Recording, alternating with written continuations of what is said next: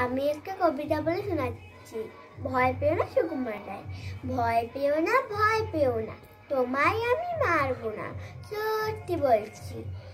কুস্তি করে তোমার সঙ্গে পারবো না, মনটা আমার বড্ড নরম, হারে আমার রাগ দিনে, তোমায় আমি চিবিয়ে খাবো এমন আমার সাধ্যি নেই। মাথায় আমার শিং রেখে ভাই, ভয় পেয়েছো কতই না, জানো না মোর মাথায় বেরাম, কাউকে আমি গুছোই না। এসো এসো গর্তে এসো, বাস করে যাও 4 দিন, আদর করে শিখেই তুলে রাখবো তোমার রাত্রি দিন।